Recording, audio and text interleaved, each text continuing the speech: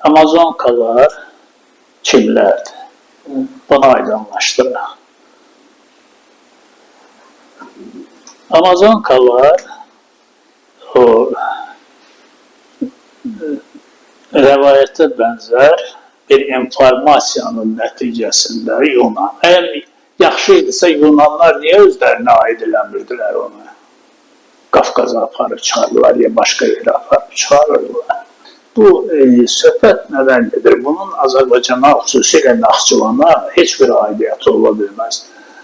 Burada söhbət gedir ana xəqanlığın mövcudluğundan. Bu cəmiyyət qadınlardan ibarət cəmiyyət idi. Oğlan uşaqlarını öldürürdülər, qalırdı qızlar. Qadınların cəmiyyəti idi. Bir dəfə bu mübahisə akademiyada qalxdı. Mən onda elmi şurada sual verdim onun tərəfdarlarına. Dedim, bax, qadınlar da oturub, kişilər də oturub. Kişiləri mən demirəm. Hansı qadın öz balasını öldürməyə icazə verər? Oğlunu öldürməyə. İnsani baxımdan. İkincisi, bu cəmiyyət yaşamaq üçün, yəni bu ahali artmaq üçün nə olmalıdır? Bunlar hansısa bir kimlərlə görüşməlidirlər də? Nəysə, evlad olmaq üçün.